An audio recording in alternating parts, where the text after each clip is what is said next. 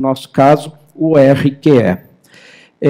Foi dado em seguida, uns meses após de discussão, foi publicada a portaria 2018, que deu um prazo de 4 anos para que todos os médicos possam adequar-se a essas novas exigências.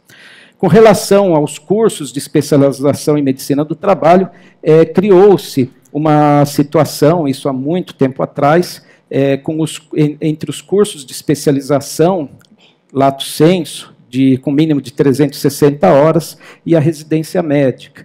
Os cursos de especialização eles foram muito importantes para o Brasil, principalmente na década de 70, 80, logo após a portaria 3236 e 3237, o Plano Nacional de Valorização do Trabalho e o SESMIT, os cursos de especialização eles foram muito importantes. Mas hoje, isso já é algo bem estudado, com vários artigos científicos, o que se espera do médico do trabalho em termos de conhecimentos de planejamento, de gestão, de toxicologia, de ergonomia, enfim, de doenças relacionadas ao trabalho, não é um conteúdo que não cabe em 360 horas, e 360 horas também não tem treinamento supervisionado. É muito importante o treinamento supervisionado na formação do especialista. Por outro lado, criou-se também uma situação onde o médico que queria ser médico do trabalho, ele tinha 2 opções. Ele podia fazer a residência médica, 5.760 horas, 2 anos em tempo integral, dedicação exclusiva, ou ele podia fazer um curso de 360 horas, um sábado por mês, durante 1 ano. Então, esse é um dos motivos que até hoje nós temos um crescimento muito lento, nós temos poucas vagas de residência médica no país, em torno de 54, somando R1, R2, somando todos os residentes, são 50 e poucos vagas no Brasil inteiro. E temos muitos cursos ainda de especialização. Então, uma discussão se teve durante muito tempo seria qual a formação adequada. Como não há número de residências suficientes no Brasil inteiro, então a ANANT, a partir de 2004, começou com algumas acreditações de cursos que têm um mínimo de 1.920 horas, num período mínimo de 2 anos. São 2 minutos. São vários critérios, né, que são utilizados para que para que um curso possa ter acreditação da ANANT, e o que se busca é um ensino com qualidade, é o treinamento supervisionado e a revisão a cada 3 anos. Da lista que o meu colega que me antecedeu apresentou, das universidades que têm acreditação, eu acrescento as que estão finalizando um período de renovação, como tem a Unicastelo, os cursos de São Paulo, os cursos de Campinas, tem a UNOeste de Presidente Prudente, tem a FAMEP, elas estão providenciando as documentações e todas as vistorias que a comissão tem que fazer, e eu aproveito para mencionar, até porque está planejado já para a próxima prova de título de especialista, todos aqueles alunos que começaram o curso tendo a acreditação da ANANT, naturalmente isso é plenamente reconhecido para que possam fazer a prova. Mas é importante ressaltar também que a acreditação, como é uma sistemática que foi sendo construída, então teve uma etapa em 2004, teve uma etapa em 2007, teve uma etapa em 2011, hoje se vê que realmente há a necessidade de uma revisão, quanto uma melhor forma, seja de reconhecimento, de certificação ou de acreditação dos cursos de especialização em medicina, para que a gente tenha realmente ensino com qualidade e treinamento de serviço especializado. Eu finalizo ressaltando que, em virtude das mudanças atuais, da importância do registro de qualificação de especialista, tem se valorizado muito o título de especialista em medicina do trabalho e que é considerado hoje uma das melhores formas de demonstrar a nossa qualificação para toda a sociedade, para toda a comunidade médica, para nos aprimorarmos, para nos aperfeiçoarmos no que fazemos. O título de especialista ele é consolidado como a melhor forma de certificação do médico especialista. Então, eu finalizo, né, ressaltando realmente esse resgate histórico. A medicina do trabalho, ela é uma especialidade médica e uma das primeiras a se estruturar no Brasil desde a década de 40. Ela vem evoluindo e amadurecendo e se consolidando como uma importante especialidade médica no Brasil. Hoje se fala muito nas competências requeridas para o exercício ético profissional, e a formação do especialista, ela é um capítulo para nós fundamental para que possamos fazer frente a todos os desafios e perspectivas que a sociedade espera de nós. Muito obrigado.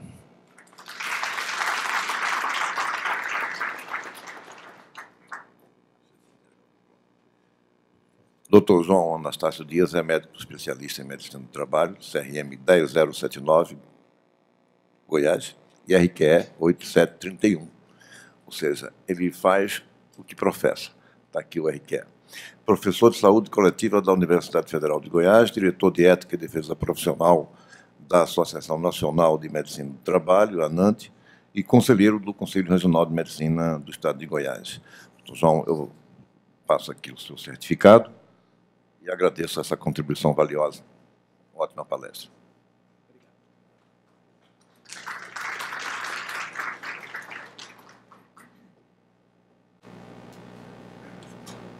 Bem, nós estamos aqui com a doutora Márcia, ela vai nos ajudar a controlar o tempo das interlocuções. Eu vou abrir para debate. Antes vou fazer rapidíssimas considerações, mas se alguém já desejar, pode se dirigir ao microfone. Vamos pedir objetividade para que o maior número de pessoas que tenham interesse possam se manifestar. A cada 3 interlocuções, nós passamos aqui para os palestrantes para fazer suas considerações. Temos aí ainda uns 15 minutos para que possamos debater sobre os assuntos que foram apresentados aqui, todos de muita relevância. Nós temos a necessidade de fazer umas considerações muito breves, mas em face das mudanças históricas que aconteceram, e recentemente, que talvez ainda não tenham sido totalmente assimiladas pelos médicos brasileiros no campo das especialidades. Esse decreto 856, que foi referido agora há pouco pelo Dr. Lívio, ele é de importância fulcral aos nossos interesses de especialidade. É um fato inquestionável, não é? A especialização é um dos sinais mais característicos do nosso tempo.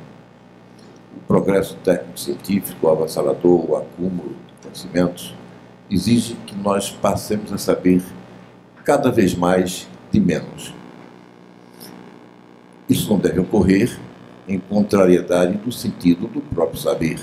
Nós não podemos, na medicina, fazer especializações sem ter um conhecimento vertical necessário ao domínio completo das repercussões conjunturais dos nossos atos no organismo humano. É preciso ser médico. Quando você sai da escola de medicina, você sai com um único diploma para uma única profissão, diferentemente das ciências naturais, das engenharias. Quando você sai de uma escola de engenharia, você sai com um diploma de engenheiro mecânico, engenheiro eletrônico, engenheiro eletricista. Mas quando você sai da escola médica, você sai com um diploma de médico. Um único diploma para uma única profissão. As pós-graduações se fazem após a graduação, óbvio. E, só para dar mais ênfase, você não conhece a profissão do otorrinolaringologista, a profissão do cirurgião plástico. Tem a profissão do médico, a medicina. Diferentemente, repito, das áreas das ciências exatas ou naturais. Mas, por outro lado, não há como questionar que é fundamental que exista especialização para compromissos que são assumidos com valores absolutos, como vida e saúde. É preciso, naturalmente, verticalizar esse conhecimento em muitas áreas. Nenhum ser humano pode dominar todo o conhecimento das especialidades médicas em suas verticalidades. De maneira que não há o que se questionar sobre o prisma de ordem ético e moral quando se faz a apologia, se professa a necessidade, se reivindica que aquele ato especializado seja exercido por um médico especialista. Isso vem ao encontro dos mais legítimos interesses, não só dos médicos, mas fundamentalmente da sociedade brasileira. Por outro lado, nós não podemos esquecer que vivemos numa sociedade civilizada, ou seja, onde as convivências das liberdades são disciplinadas pelas normas. Nada que não é jurídico prospera. Não basta ser ético e moral, tem que ser jurídico. Porque se não é jurídico, é questionado, é colocado por terra numa primeira ou primária ação judicial. De forma que temos que entender esse processo de maneira clara. Quando eu me reporto ao departamento jurídico do CFM, eu coloco para eles: eu não quero que vocês me digam o que eu quero ouvir. Eu quero que vocês me digam o que eu preciso ouvir. Porque eu quero que as minhas resoluções, os nossos atos normativos, as nossas atitudes administrativas não sejam derrubadas, sejam consolidadas juridicamente. Que vale eu sair com uma resolução que amanhã é declarada inconstitucional ou consistente juridicamente? Eu vou jogar esta casa no descrédito. As nossas resoluções vão passar a ser alvo de desconfianças e de desrespeito. O crédito vem exatamente da perfeição jurídica, da persistência, da durabilidade da norma e, óbvio, da sua implementação na prática. Então, essa casa não pode se dar o luxo de estar saindo com resoluções que não tenham juridicidade, que não sejam escorridas do ponto de vista jurídico. E aí temos um grande problema nas mãos, porque o inciso 13 do artigo 5º do capítulo 1º, preceitos fundamentais da Constituição Federal, diz: é livre o trabalho, ofício ou profissão, atendidas as qualificações que a lei estabelecer. A lei ordinária, não resolução, não portaria, seja de ministério, seja de que órgão for. É lei ordinária. Eu falo de preceito fundamental. E o preceito fundamental tem que ser interpretado no sentido estrito. É o que se lê. Da mesma forma que tem que se identificar na lei, da qual se trata aquele princípio fundamental, que a ele se refere, o conteúdo essencial desse princípio fundamental tem que ser visualizado na lei, porque senão a própria lei é inconstitucional. São, repito, preceitos fundamentais, constitucionais. A regra geral da Carta Magna de 88 é, por conseguinte, a da liberdade profissional. Agora, prevê possibilidade de exceções, atendidas as qualificações que a lei estabelecer. A lei pode determinar exceção à regra geral da Carta Magna, que é a liberdade profissional. E qual é o conteúdo essencial desse preceito fundamental? De maneira pragmática, como o legislador pode criar profissões, pode regular profissões, o conteúdo essencial é apenas e tão somente a conformação da profissão da sociedade. O legislador pode emitir uma lei e dizer: a medicina especializada tem que ser exercida pelo médico com título de especialista. Isso ele pode fazer. Mas isso ele ainda não fez. Ainda não fez.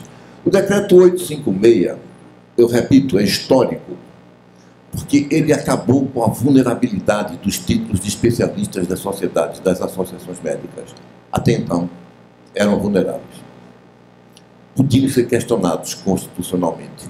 Qualquer promotor com sangue nos olhos derrubaria a nível do STF o valor jurídico dos nossos títulos. Porque o MEC não poderia delegar isto, porque só a lei poderia fazê-lo. Isso poderia ser questionado constitucionalmente. A partir de 2015, não. E tem um instituto jurídico chamado Reformatio Impetus, que faz com que a lei retroaja e beneficie. Então, todos os títulos adquiridos antes de 2015 têm hoje valor legal também. Todos. Então, isso foi histórico para as associações médicas brasileiras. Em uma semana, um decreto presidencial foi revogado e outro foi editado. E um decreto que tem força de lei é recepcionado pela Carta Magna com força de lei. É lei ordinária, porque passa no Legislativo e é aprovado pelas casas legislativas.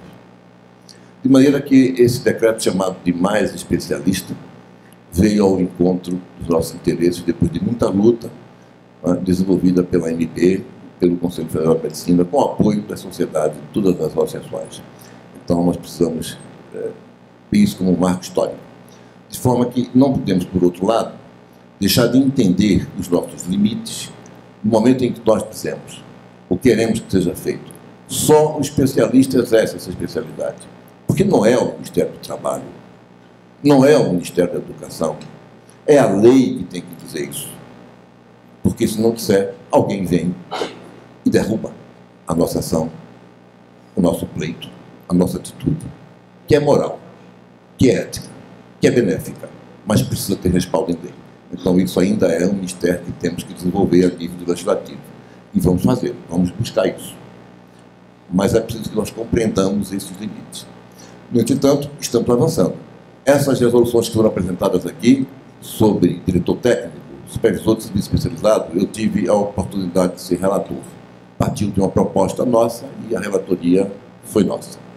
Nós temos, porque aqui, observem, nós estamos fazendo isso no campo do ato, com base no ato, no fundamento administrativo. É a supervisão, é a coordenação, é a direção técnica, não é o ato médico no estrito senso. E aí nós sustentamos na justiça. Porque eu não estou entrando na liberdade geral profissional, que é a regra geral da Constituição. Bom, só entra, na verdade, conceito de profissão onde há atividade potencial lesiva. Os músicos quiseram conceito de profissão. Em 2011, a Ellen Grace, ministra Ellen Grace, negou.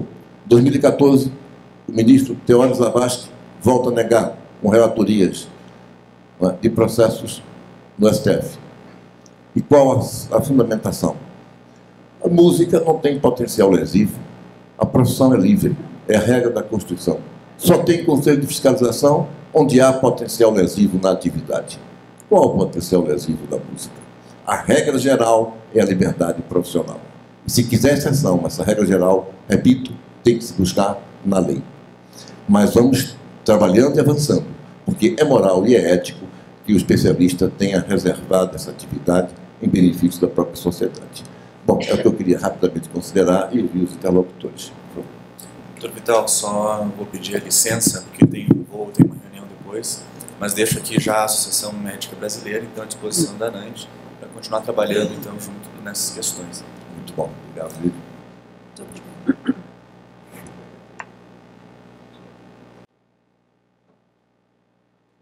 Meu nome é Kete Patsis e eu já vou pedir desculpas, talvez pela deselegância do meu comentário. Concordo plenamente que a profissão, o exercício profissional é livre, só que a concessão do título de especialista é regulamentada, né? Então, exerça-se a medicina, mas sem o título, a menos que o título seja regularmente adquirido conforme as normas que me parecem muito claras e que o Dr. João Anastácio colocou de maneira límpida. E a minha provocação é a seguinte: com tudo isso tão bem estabelecido, por que é que tem CRM, e infelizmente, eu vou ter que citar o nome, né? Vou ter que citar a localidade, o CRIMERGE, tem ainda registrado título de especialista irregular, e depois esses especialistas, entre aspas, tentam registrar nos seus conselhos de origem esses títulos. Eu sou conselheira no Paraná e eu acho que esse ano, ou final de 2015, foi a plenária um título que era assim, uma pessoa de Curitiba foi ao Rio de Janeiro, fez o curso no Paraná, não fez prova, foi ao Rio de Janeiro, registrou o seu título e estava tentando transferi-lo para o Paraná. Eu acho um absurdo que isso ainda esteja acontecendo nos anos 2015 e 2016. Se eu não estivesse naquela plenária, se eu não tivesse pedido vistas, talvez esse título tivesse passado como de especialista, o que é uma injustiça para quem se submete a todas as regras que a Associação Médica Brasileira, a Comissão Nacional da Residência Médica, estabelece.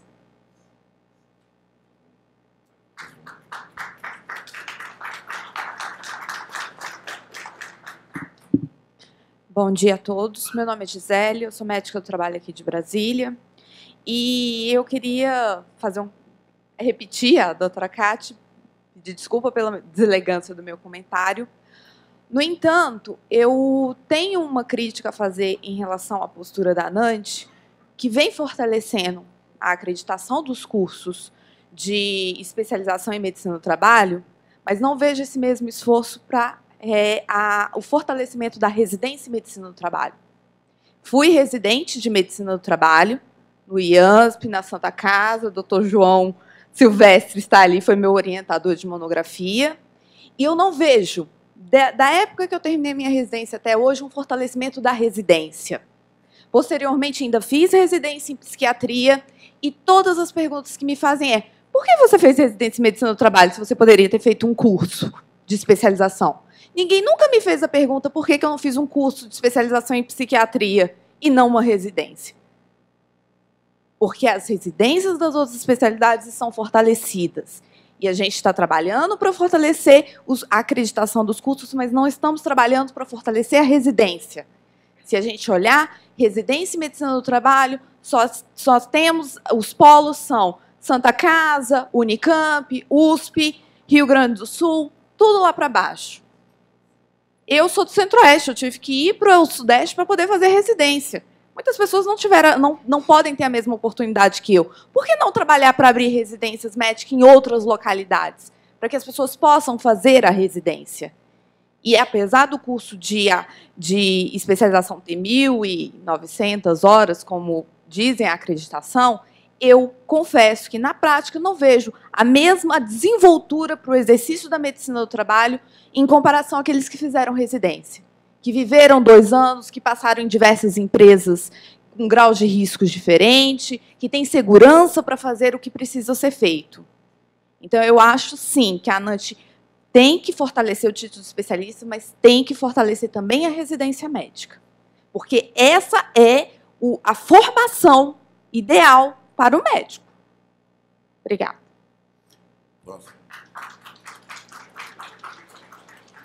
Bom dia, meu nome é Eduardo, eu sou de São Paulo. Eu fui por 3 gestões da Comissão de Ética Médica do HC de São Paulo e sou professor convidado do curso de especialização lá da USP. Eu gostaria de parabenizar a comissão técnica, na pessoa da doutora Rosilane, que é mais próxima a mim, pelos temas, pelo temário de hoje, excelentes. Muito boa palestra do doutor João Anastácio. Gostaria só de pontuar 2 pontos, que seria como que a gente pode garantir, então, a boa formação do médico através da residência médica, se o sistema SUS é um sistema que a gente sabe que está sucateado, sem eficácia, sem eficiência, né? E tem o ministro da Saúde está promovendo uma nova formação diferente do SUS no momento. Além disso, existem algumas faculdades de medicina no país, inclusive públicas, que estão retirando a disciplina de medicina do trabalho da grade curricular da graduação. Como a gente pode agir melhor em cima disso? Obrigado. Eu vou compartilhar as respostas com a mesa, quero só, como tive diretamente ligado ao Conselho Federal de Interlocuções, colocar primeiro que, olha, não há problema algum. Eu acho que deselegâncias não têm desculpas. Mas aqui ninguém foi deselegante. Foram coisas muito pertinentes e corretas, têm que ser colocadas e perguntadas, e foram feitas de maneira muito própria todas as perguntas. Não há dúvida disso. Mas eu vou ser muito claro. Olha, nós temos um sistema regulatório, não só da saúde, mas particularmente da saúde no Brasil, feito de modo ocasional, sem harmonia, é desarticulado. São leis que vêm de 32, são leis feitas num processo de urgência e emergência, em detrimento, óbvio, da harmonia que se naturalmente destina às regulamentações, às leis, às normas. Então, é totalmente desarticulado o nosso sistema regulatório e feito de maneira a regular em urgência e emergência uma medicina, repito, cada vez mais se especializada. Isso numa área específica, mas é desarticulado como todo o nosso sistema regulatório. De forma que, a partir disso, surgem uma série de desvios e de dificuldades, como esta que foi citada em relação ao próprio CREMEG. Há necessidade de se colocar em ordem todo esse processo quase que anárquico em relação à regulação em muitos pontos, não só da medicina, da saúde, mas em outros âmbitos das relações sociais do país. E nós estamos fazendo isso a partir de uma ação do Ministério do Trabalho, inclusive dentro de uma comissão do Conselho Federal de Medicina, após o que as medidas saneadoras disso vão ser tomadas. Depois de se instituir toda a clareza, não é, naturalmente, da regulação que se pretende ter. E estamos com a ANANT participando dessa comissão. Após isso, nós vamos, naturalmente, tomar a medida da uniformidade absoluta dentro do nosso sistema cadastral, e não só cadastral, regulatório como um todo, na área da medicina ocupacional. Quanto à questão que foi levantada, e isso é muito importante a gente entender aqui, olha, não há dúvida que sem união não há mistério de mãos para nós, nem a nós nos vamos valer as nossas. Já chega as dificuldades que nós temos além da classe médica, além da medicina como um todo. Temos que estar unidos. E temos que ter capacidade de patrocinar e de fazer essa união. Não existe padrão ouro em formação de especialista. Porque se existir o ouro, vai ter o prata, vai ter o bronze, vai ter o latão. Não existe. O que se tem é que promover igualdade na programação, igualdade nos conteúdos. E estamos tentando fazer isso agora na comissão mista. Para que não haja divergências entre o que é um programa de formação numa associação médica e o que é um programa na residência médica.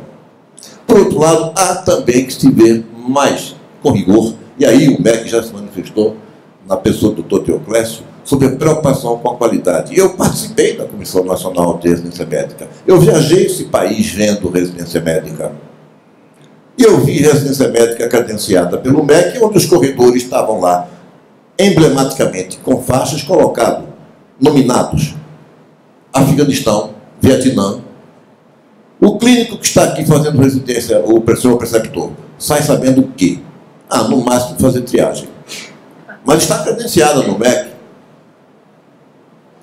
Ou seja, há que se fazer todo um trabalho nesse sentido que o doutor Teoclésio acabou de colocar. Sério, rigoroso, descorreto, no sentido da promoção da qualidade. E também deve ser feito nas associações. E vamos fazer uma coisa unificada, com um programa conteúdo semelhante, para que não tenhamos essa colocação, que eu não acho sim, própria para a medicina como um todo, para os médicos como um todo. Pós-graduação padrão ouro, padrão prata, padrão bronze. Isso não existe. Vamos fazer uma só formação, ou seja, a boa formação, seja na associação, seja na residência. É esse o nosso objetivo. Está bem definido e vamos em frente até conseguir. Mas a mesa gostaria que se manifestasse. Eu agradeço as colocações muito oportunas, iniciando pelo comentário da primeira participante, a nossa colega Cat, brilhante médica do trabalho. Realmente é um problema que vem ocorrendo. Nós do Conselho Regional de Medicina do Estado de Goiás também tivemos algumas dificuldades, e o que vem se trabalhando e o que se precisa e realmente é urgente é realmente não só o respeito à normatização, mas que a gente consiga resolver isso, que eu acredito que ainda vem da época em que, e por isso a ênfase na minha fala, que a medicina do trabalho, há quem pense que é uma especialidade médica nova, que é uma especialidade médica recente, e na verdade não, ela é uma das primeiras, quando olhamos desde a década de 40. Por isso que o que nós estamos fazendo agora, mas assim, é realmente colocar a casa em ordem e resolver esses problemas que são pontuais, mas que existem e que é urgente resolvê-los. Com relação a Gisele, ela é também muito oportuno e realmente é uma preocupação, e nós e eu mesmo, nas gestões que eu pude contribuir, gestões anteriores da ANANT, já vem se discutindo o que nós poderíamos fazer para dar um apoio maior à residência médica. O crescimento da residência médica realmente ele é mais difícil, ele é mais lento, e nós já tentamos apoiar criação de residências. Por exemplo, em 2004, nós tentamos muito, com o apoio da ANANT e da AGONT, Associação Goiana de Medicina do Trabalho, fazer o que seria a primeira residência do Centro-Oeste, em Goiânia. Tínhamos até um bom apoio da universidade, porém não tivemos o apoio da Coreme de então. Não conseguimos bolsa, não foi um projeto que não foi para frente. É com muita alegria que nós vemos que hoje, agora nós temos a primeira residência médica no Distrito Federal, o primeiro programa de residência médica. Então, a ANANT, ela vem tentando apoiar a residência. Também uma preocupação nossa, ver o que poderíamos implementar melhor. Inclusive, se a doutora Gisele puder conversar comigo depois e a gente puder trocar mais uma ideia e contamos também com a sua colaboração, no sentido de nós conseguirmos fortalecer a residência médica. E, finalmente, sobre a terceira colocação, doutor Eduardo, é fundamental. A residência médica ela tem as particularidades, é fundamental, eu acho, nós investirmos mais em residência médica, e também tem sido pauta de algumas reuniões nossas como que a gente poderia intervir realmente muitas faculdades de medicina estão fazendo a reformulação em suas grades. A grande maioria, a medicina do trabalho não é uma disciplina totalmente independente. Por exemplo, eu, na Universidade Federal de Goiás, nós somos um módulo da saúde coletiva, outras universidades estão dentro da medicina preventiva, e vem se discutindo algumas estratégias, talvez uma aproximação maior com a ABEM, que é a Associação Brasileira do Ensino Médico, mas é outra frente de batalha importante para nós. Por conta do avançado do horário, como eu estou aqui como secretária da mesa, eu vou ficar muito feliz pelo fato de que o meu diretor de Ética e Defesa Profissional respondeu muito bem as questões, e não vou me alongar como presidente da ANANT, mas eu gostaria só de reforçar que, de fato, a associação tem trabalhado na defesa da residência médica. Nós já trabalhamos com grupos de preceptores de residência em todo o Brasil, com o projeto piloto em São Paulo. Por que São Paulo? Porque nós temos 6 programas de residência no estado de São Paulo, onde estão metade das vagas no Brasil. O nosso grande desafio não é só na abertura de vagas. A medicina do trabalho é uma especialidade que apresenta talvez até um certo conflito no modelo clássico de residência médica, que é muito focado em serviços. Então nós precisamos também fortalecer os serviços. Não adianta bater a porta da Comissão Nacional de Residência Médica sem que os hospitais, as universidades e os médicos das federadas ajudem a fortalecer os serviços dentro das universidades, né? E lembrar também que, naturalmente, numa época de crise, o Estado de São Paulo está passando uma fase bastante difícil, inclusive com a ameaça de corte de bolsas. Está sendo cada vez mais difícil defender bolsas, mas a ANANT tem feito isso sim. A questão dos cursos de pós-graduação, só lembrando, eu concordo muito aqui com o Dr. Vital, a gente não usa o termo padrão ouro, a gente não acredita nisso, né? A gente acredita num melhor programa, numa melhor formação, mas vale lembrar que os cursos são importantes, não para a formação inicial talvez, mas para aqueles médicos que fazem mudança em meio de carreira.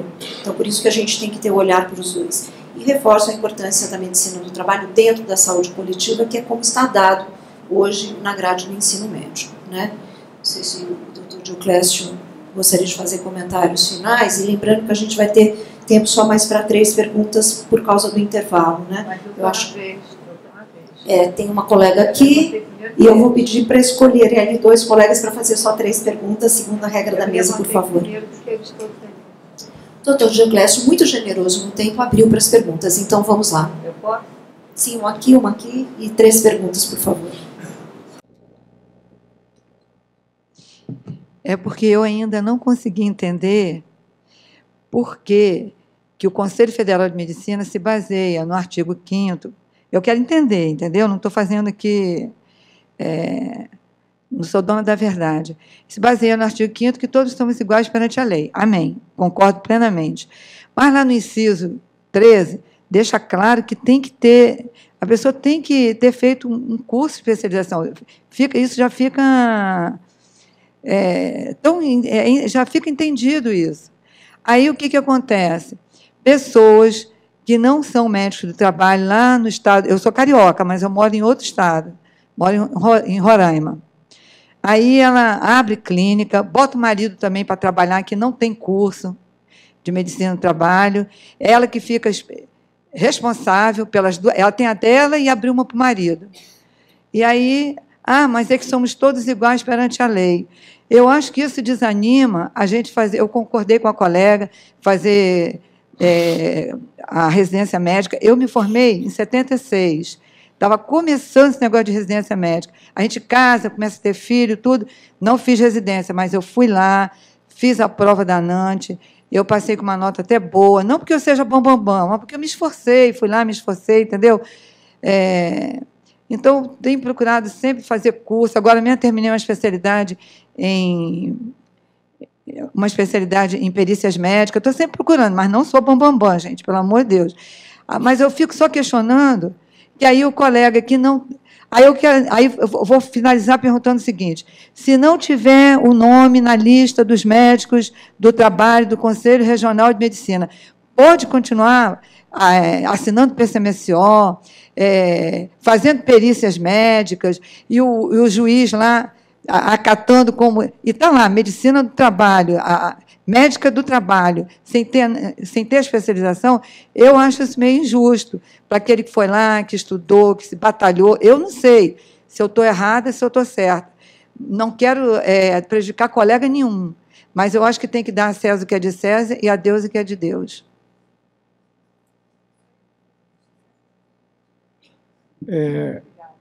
Eu até quase esqueci do que eu ia falar, dado ao tempo. Mas, antes que tudo, eu queria parabenizar, estamos todos de parabéns, por esse momento de reflexão sobre as nossas especialidades, sobre a nossa especialidade, em que está sendo motivo de preocupação e de debate. Vendo todos preocupados, e mais apenas uma pergunta. Agora eu retiro, faço como a colega ali, fazer uma pergunta, porque pode existir a resposta, então eu não vou fazer a colocação. Existe algum dispositivo dentro da própria casa, dentro do Conselho de Medicina Regional e Federal, que impeça ou que estimule que as câmeras técnicas sejam compostas de especialistas? Se não, porque eu vejo em alguns estados, e eu vi, câmeras técnicas onde os especialistas, onde as pessoas que compõem não são especialistas.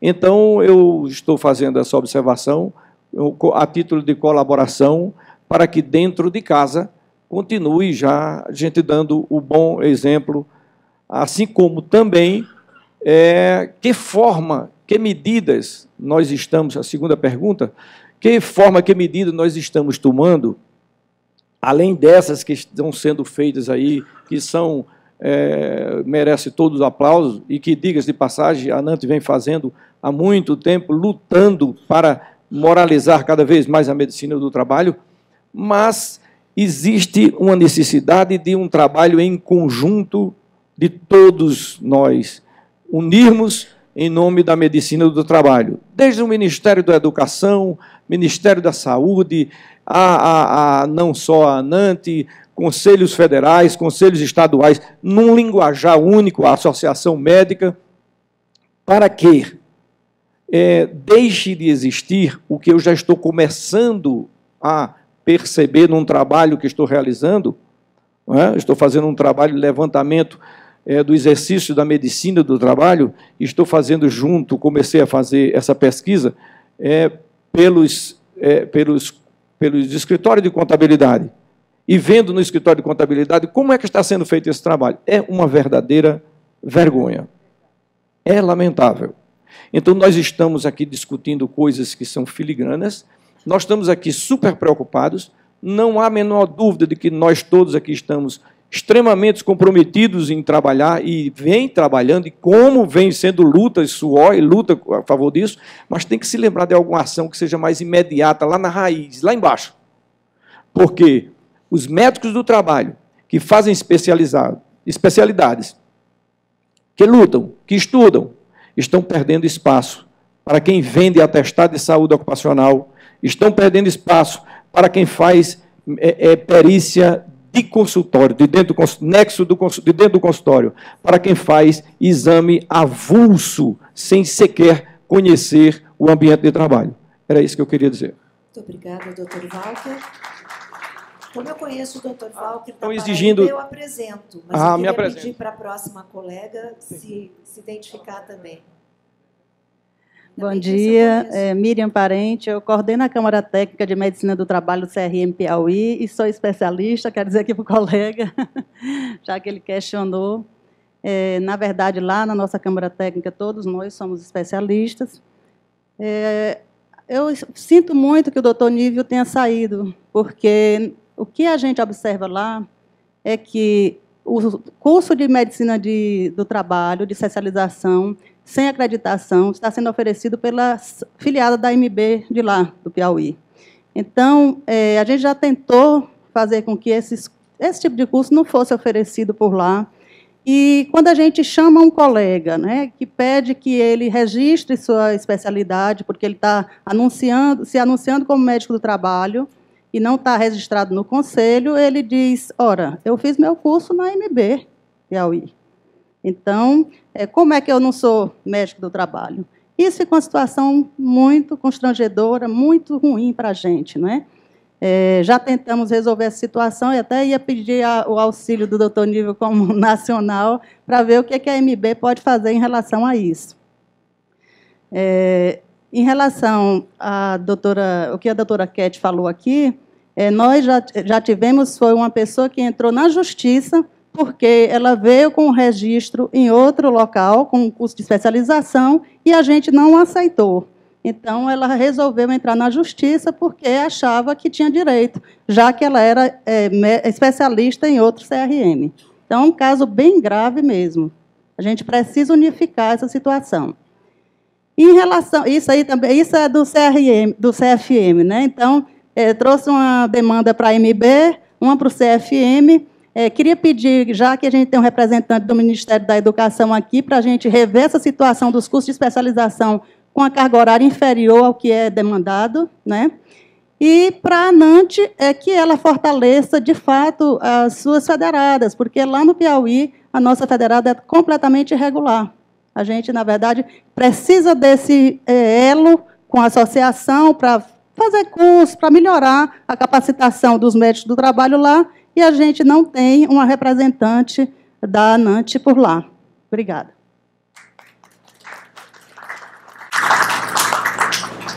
Bom, eu tenho uma pergunta, rapidamente, tentar responder a senhora.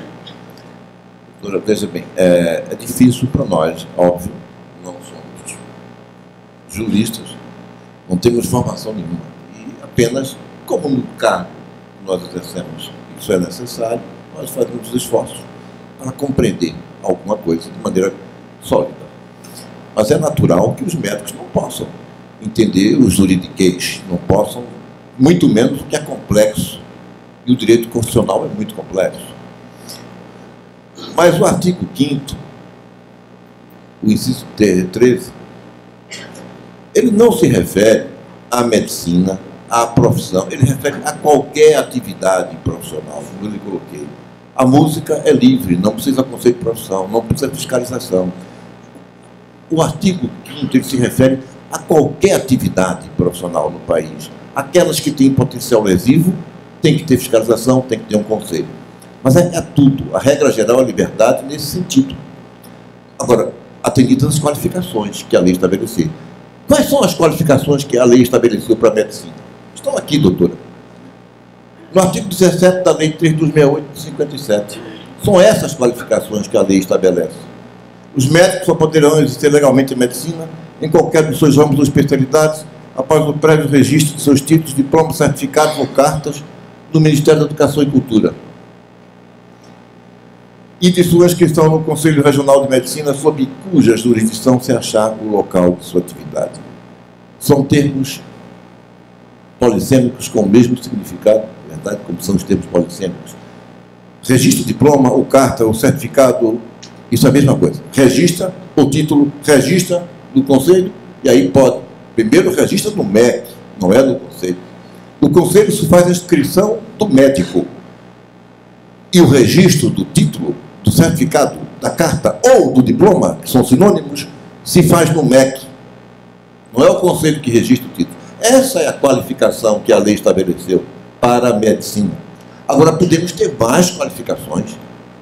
Pode sair uma lei que diga: o especialista é aquele médico autorizado para exercer a medicina especializada, e pode até fazer por área. Aquelas que têm maior potencial lesivo, que têm mais interesse social de disciplina. Porque o legislador, quando ele vai fazer a lei, ele leva em conta a dinâmica da vida social e o interesse público, mantendo na lei o conteúdo essencial do preceito fundamental. É isso que o artigo 5º diz, o inciso 13 diz.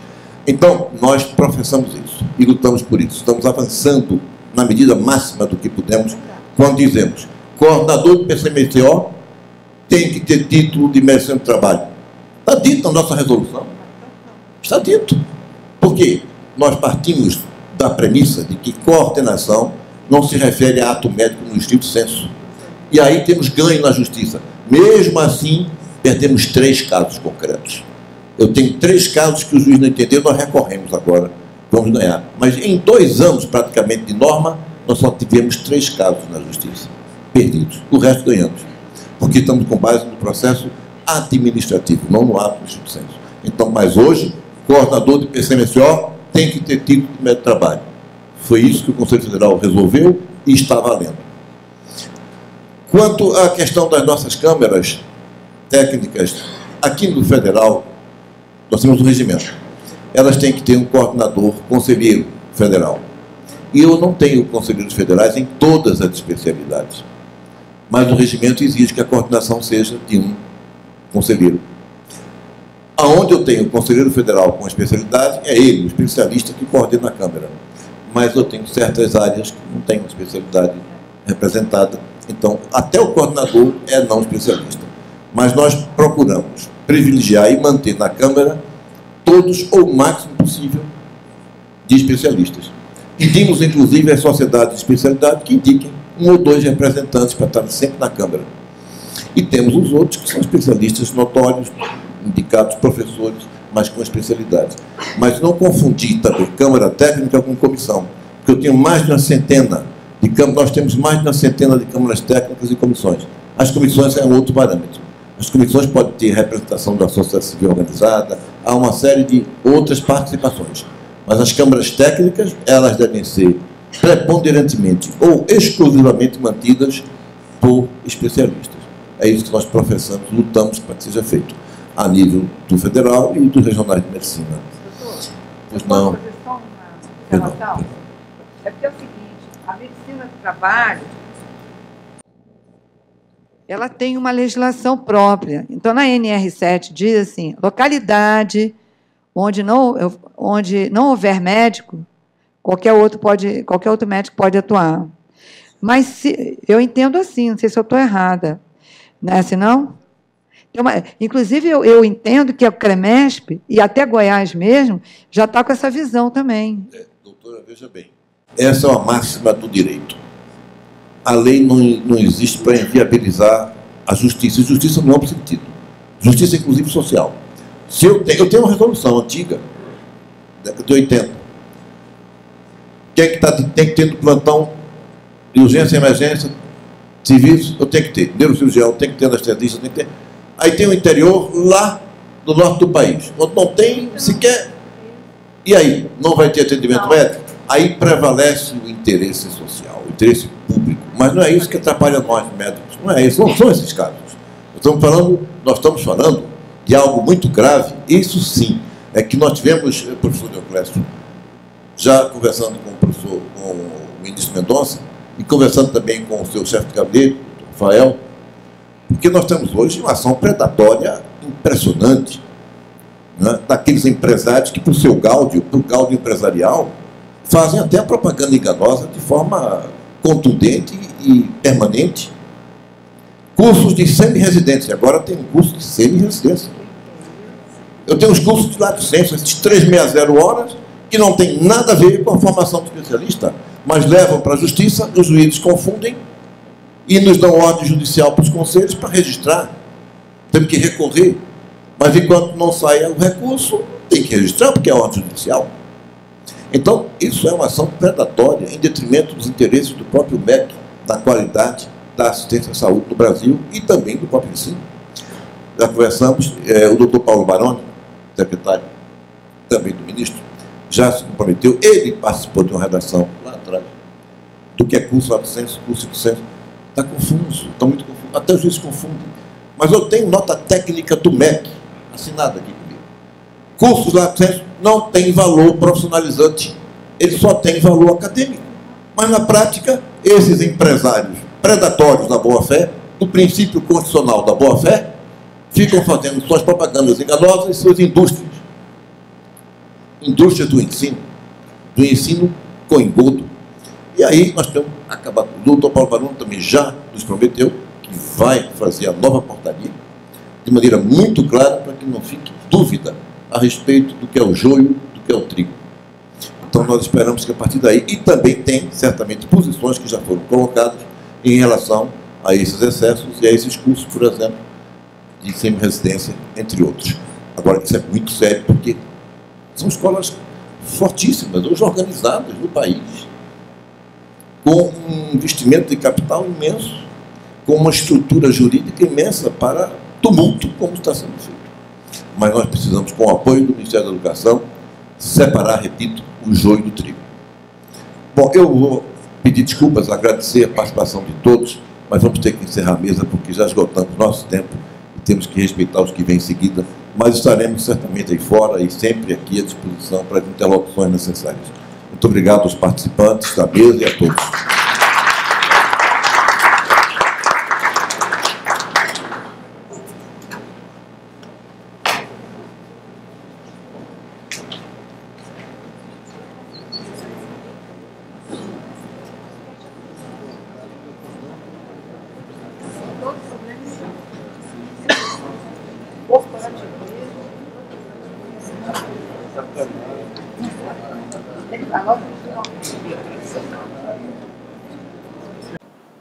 Por favor.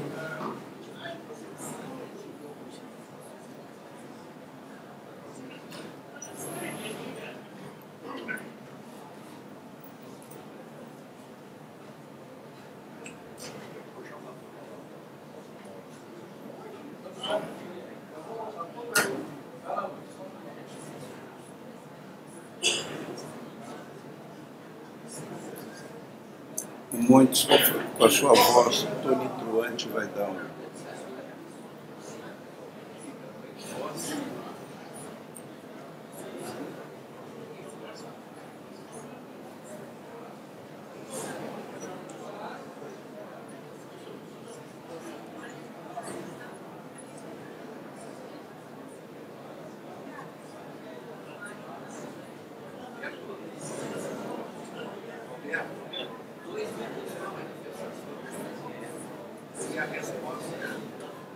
Doutora Rose, vamos montar a mesa, então. Senhores, tomando assento, vamos dar continuação à segunda mesa redonda.